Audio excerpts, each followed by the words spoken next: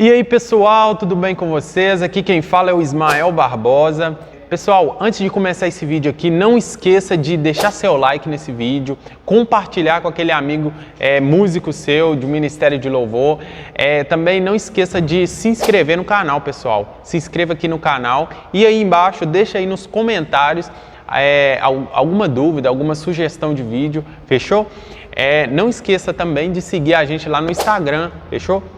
Lá no Instagram para você interagir com a nossa equipe e com nós aqui, tá bom? Então roda a vinheta e bora pro vídeo!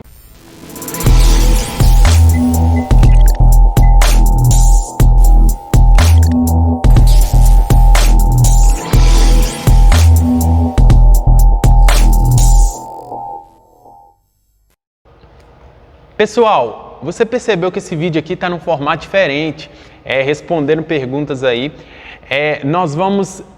Nós percebemos que o pessoal está com muita dúvida a respeito de teclado, a respeito aqui de muitas coisas e decidimos fazer esse vídeo aqui respondendo perguntas, tá bom? Então, se você tem uma pergunta, tem uma dúvida, pode deixar nos comentários aí embaixo e também pode deixar lá no Instagram, tá bom? Direto no direct, e eu sempre solto caixinhas de pergunta lá, eu sempre printo elas lá e guardo para a gente responder aqui nesse vídeo, fechou? Então, se você quer a sua pergunta respondida, deixa lá no Instagram ou no comentário aí embaixo.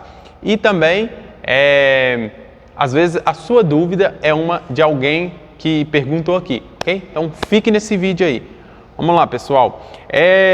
Primeira pergunta aqui, vamos lá. Qual o significado de um semitom? Pergunta boa aí, hein? Olha, pessoal, um semitom. Não vou só falar o que é um tom, um semitom, mas também vou esclarecer aqui para vocês um semitom. Vou fazer a distinção dos dois aqui. Vamos lá. Eu gosto de pensar que um tom e o semitom é como se fosse duas metades de uma laranja. Se você entender assim, fica mais fácil. Olha para você ver. Você vai pensar no tom como uma laranja inteira e o semitom como uma laranja inteira mais partida ao meio, ok? Falando de notas, semitom é a menor distância da música e o tom ele é uma distância um pouco maior que o semitom, desculpa. Então, olha lá, exemplos. Vamos lá, eu tenho aqui Dó e Dó sustenido. Essa distância do Dó para o Dó sustenido, ou seja, para você visualizar aí no seu instrumento, pega o Dó e a próxima tecla preta. Essa distância é chamada de semitom. Da tecla branca para a próxima branca, no caso o Ré, com um intervalo de uma tecla preta no meio, eu tenho uma distância de um tom, ok? Então, meio que o tom eu passo por 3 teclas, o semitom eu passo para a próxima tecla. Não se engane achando que somente o semitom ele é só de tecla branca para preta. Por exemplo, eu tenho um Mi para o Fá, ele também é uma distância de um semitom, ok? Mi para Fá também é semitom. Si para Dó são distâncias de teclas brancas com chamadas de semitons também, tá bom? E aí eu tenho uma série de variações que pode ser 2 tons, 5 tons, por exemplo, um acorde mesmo você tem a distância da tônica para a terça, 2 tons, e da terça para a quinta você tem 1,5 tom, mas isso aí é assunto para um outro vídeo, fechou? Vamos lá para a nossa segunda pergunta aqui. Qual a melhor forma de saber a música tocando apenas de ouvido? Qual é a melhor forma de saber o tom da música tocando de ouvido? Vamos lá, essa pergunta aqui também é interessante, pessoal. O que a pessoa está querendo perguntar ali é como que eu vou tocar uma música apenas de ouvido e sabendo o tom dela. Exatamente assim, ó. Eu tenho um vídeo aqui no canal que fala sobre campo harmônico e eu tenho um outro que fala sobre linha melódica e também tem um outro que fala sobre escalas, tá bom? Você faz aí uma maratona esses 3 vídeos aí para você entender uma coisa que eu vou resumir aqui para você. Para você saber o tom da música, na verdade você precisa tirar a relação do seu ouvido Porque a gente tem dois tipos de ouvido, nós temos dois tipos de ouvido, o ouvido relativo e o absoluto. O absoluto, a pessoa já nasce com essa condição, e o relativo, a pessoa vai fazer relação de uma nota com aquela que ela tem na memória. Geralmente as pessoas nascem mais comum com o ouvido relativo, tá bom? Não atrapalha se você tem ouvido absoluto ou relativo, você vai desenvolver da mesma forma. Como que funciona isso? Mais, em vez de falar tocar de ouvido, eu vou tocar de memória. É mais fácil falar assim. Não é um conceito que a gente usa, mas é um conceito para me dar exemplo aqui para vocês. Você vai tocar de memória, você vai pegar bancos de dados de memória de sons que você já escutou ali e você vai tocar eles, entendeu? Então, você vai fazer associações, mas é necessário você conhecer o campo harmônico. Tá bom? Por quê? Porque o campo harmônico, ele é o único que me entrega essas sequências de notas. Eu sei que uma escala maior, ela tem Dó maior, Ré menor, Mi menor e por aí vai. Os graus menores e maiores. Então, é importante você conhecer esse campo harmônico. E aí você tira uma associação de uma nota lá e vai seguindo nesses outros... vai tirando a música, fazendo relação com esse campo harmônico que você já conhece. Claro que isso, com o tempo, vai se tornando muito mais prático, até chegar ao ponto de você conseguir, quase em tempo real, tocar essas músicas, viu? Então, importante, para você tirar a música de ouvido aí, estuda campo harmônico, melodia, harmonia, beleza? Vamos aqui para a nossa terceira pergunta aqui, Terceira pergunta. Graça e paz, meu caro. Dê um exemplo de empréstimo modal aí para nós. Valeu. Empréstimo modal, isso aí é interessante. É uma palavrinha aí que tem muita gente aí que fala, meu Deus, que isso? De outro planeta? Mas olha para você ver, Empréstimo modal. O que é o empréstimo modal, antes da gente dar um exemplo? O empréstimo modal, ele também falando de campo harmônico, você tem uma sequência de notas ali. Exemplo, Dó, Ré menor, Mi menor, essas notas que estão dentro do seu tom, tá bom? Do seu tom. Aí o empréstimo modal, ele é um empréstimo que você pega de outro tom. Exemplo, se você está no campo harmônico de Dó, você pegar um Si bemol, entendeu?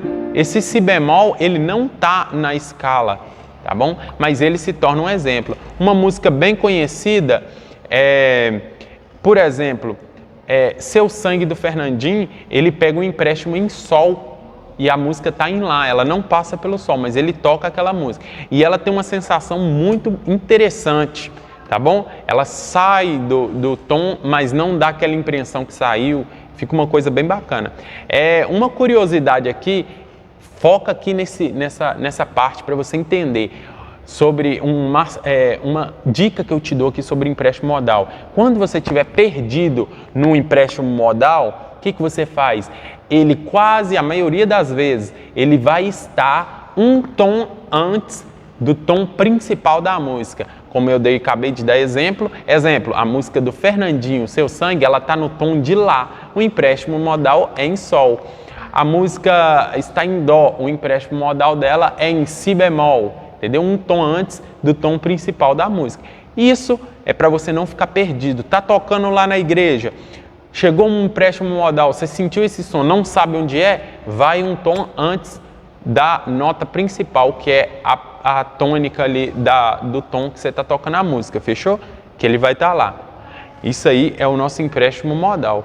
Vamos lá para a nossa terceira pergunta aqui. Eu já estou até perdendo a contagem. É a terceira mesmo, né? Qual a maneira correta de aprender a tocar algum instrumento? Pergunta interessante aqui também. Gente, a melhor maneira de você aprender a tocar um instrumento é qual? É aprendendo com um professor. Por que aprendendo com o professor? Para você pode parecer um pouco óbvio. É claro que eu vou aprender com um professor, mas é porque a gente tem um hábito, muitas das vezes, de buscar conteúdos separados e isso às vezes te atrapalha um pouco. Você busca conteúdos sem, às vezes, aprender alguns fundamentos principais e depois isso te estraga e aí você tem que voltar lá atrás, corrigir tudo, o que torna um trabalho muito mais árduo do que você, às vezes, pegar e aprender já da maneira correta. Então, pessoal, não quer dizer que você vai pegar aí conteúdos isolados aí da internet. Você pode pegar sim, com certeza, mas sempre tenta entender o conceito daquilo. Exemplo, você vai aprender poliacorde, mas qual que é o princípio, qual que é o conceito, onde ele encaixa? Porque senão você vai pegar uma matéria isolada e tentar aplicar em uma coisa que não tem nada a ver aí no seu dia a dia e vai dar complicação, tá bom? Então a melhor maneira é sendo guiado por um professor. A gente aqui no canal, a gente sempre preza por um estilo de vídeo que ele sempre acompanha o outro. A gente tem ali pilares da música, linha melódica, aí vem campo harmônico, entendeu? A gente preza por isso justamente para ajudar a você que está aí sentado aí do outro lado, aprender de uma forma mais didática, tá bom? Então, pessoal, a melhor maneira de você aprender é sendo guiado por um professor ou então sendo guiado por um conteúdo, mas sempre comece do início, não pule etapas, isso aí é bem importante, não pule etapas, ok? A melhor forma de você aprender a tocar um instrumento é não pulando etapas. E outra coisa, estude, estude e estude, tá bom? Prática e teoria, sempre anda com os dois juntos, tá bom? Para você não cair num efeito de remar só por um lado e sem sair do lugar, tá bom? Então, sempre estude teoria e prática equilibrados, fechou? Vamos aqui para a nossa outra pergunta aqui. Qual a diferença de teclado, piano e controlador? Essa pergunta também é uma pergunta muito comum, o pessoal aí gosta bastante de perguntar isso aí. A diferença de um teclado para um piano e controlador, vamos lá, o piano ele é um instrumento mais rústico, ele é um instrumento que é considerado antigo, mas existe hoje também a fabricação de pianos. Ele é um instrumento na qual você não usa energia, tá bom? Ele é um instrumento que você utiliza cordas mesmo, inclusive são 230 cordas aí, 88 teclas.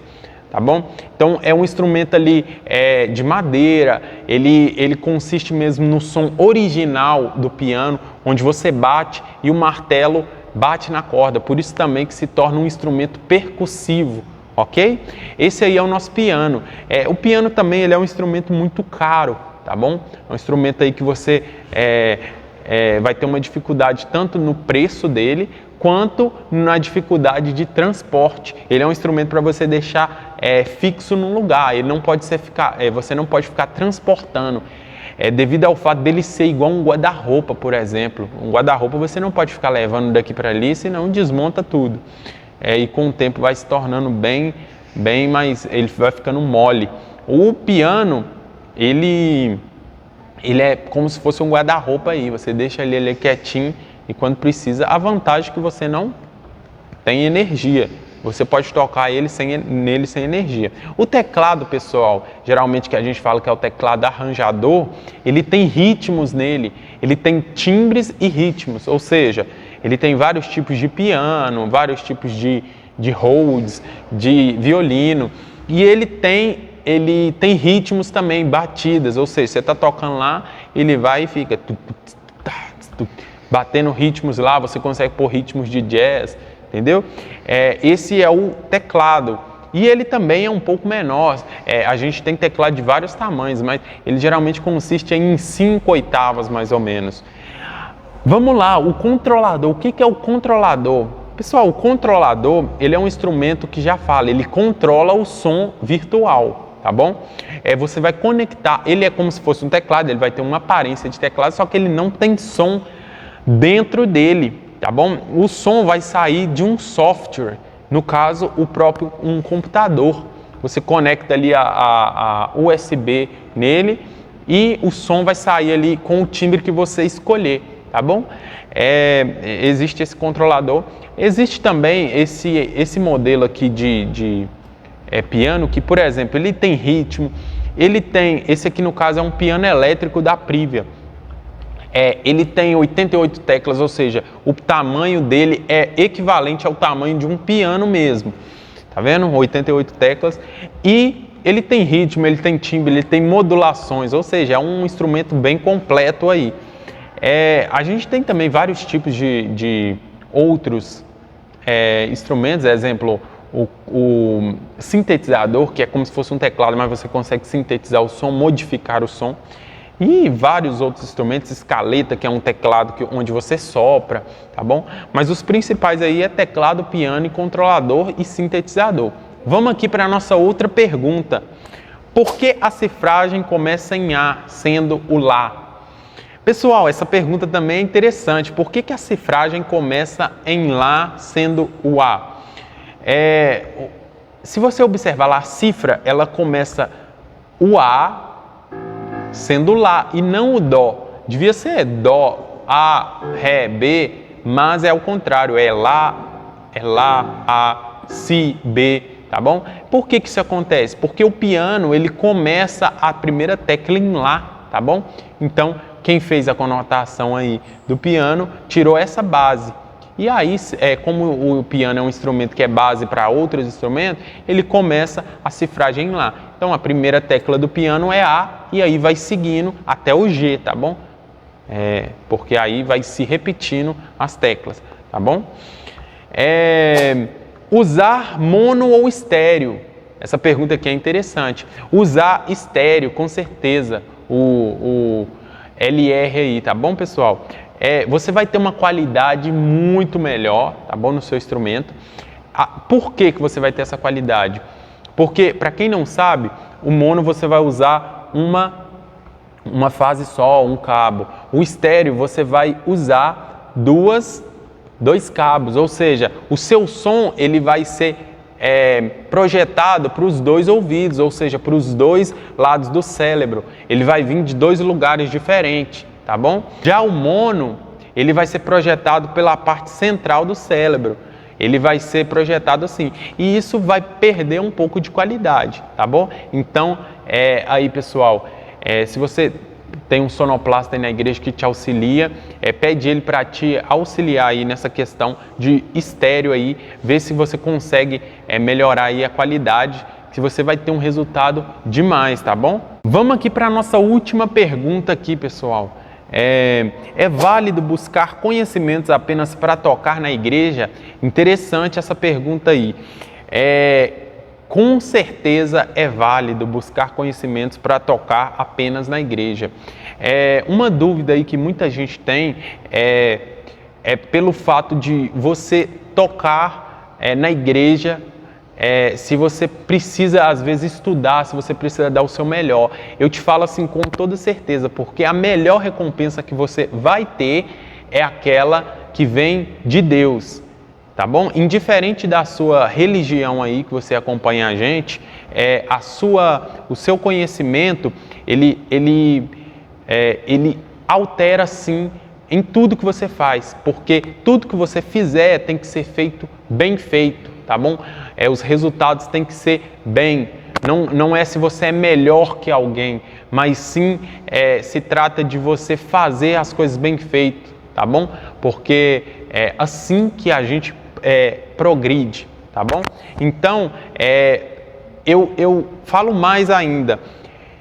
É válido tocar conhecimentos é válido buscar conhecimentos para tocar na igreja, e é válido estudar, é válido dedicar, é válido investir para você tocar na igreja, tá bom? É válido você investir em instrumentos, em qualidade para tocar na igreja, porque afinal o nosso intuito, o intuito do louvor é quebrantar os corações, é adorar a Deus, e para Deus nada melhor do que o nosso melhor, tá bom? Porque quando Ele foi dar o melhor dele, Ele deu o próprio Filho, o melhor que Ele tinha. E nós também, da mesma forma, devemos assim dar o nosso melhor para Ele, tá bom? Então aí nas suas condições, na condição da sua igreja, claro, dê o melhor, e se você não tem condições, dê o seu melhor, tá bom? Então busque aí, pessoal, conhecimento. Aqui no canal mesmo a gente tem muitos vídeos aqui